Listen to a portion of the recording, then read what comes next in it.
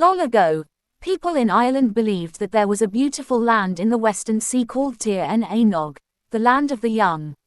It was a place where the trees were always green, the flowers were always in bloom, and men and women never grew old. This is the story of how Oisín, the son of Fionn Macumhale, leader of the Fianna, came to go to Tír an Éineog. One morning the Fianna were hunting deer on the shores of Loch Lean in County Kerry. As they rested on a hilltop, a beautiful girl came riding towards them on a snow-white horse. She was dressed like a princess and her long golden hair hung to her waist. As she drew near, Fionn called out, "What is your name and what land have you come from?" "I am Niamh of the golden hair and my father is king of Tír an Éineog. I have heard of a great warrior named Oisín.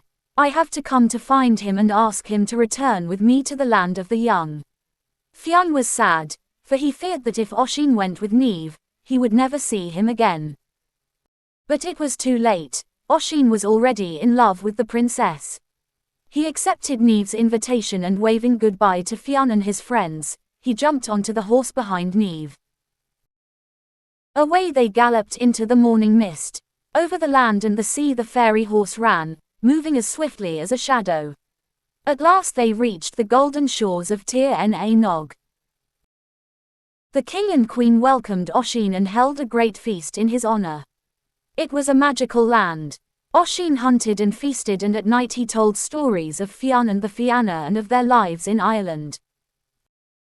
Oisín had never felt as happy as he did with Niamh, and before long they were married. Oisín lived in Tír an Éineog for 300 years, but being so happy, it only seemed like 3. Then a great longing came on him to go back to Ireland. Niamh did not want him to go, but at last she agreed and gave him the white horse.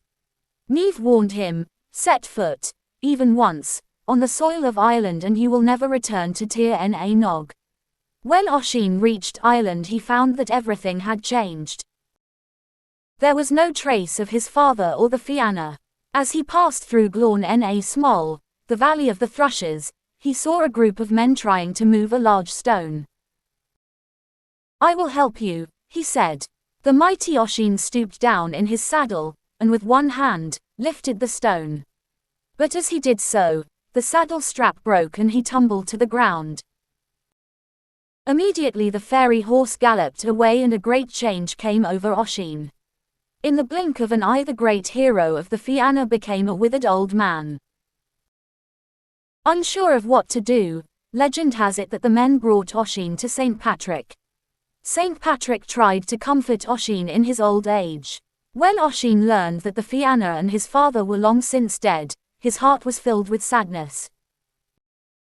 Oisín spoke of the old days of the Fianna and the many great deeds of Fionn, when they hunted and feasted and listened to great stories.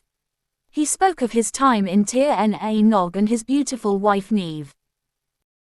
Although Oisín died soon after, the wonderful stories of Niamh and Oisín have lived on.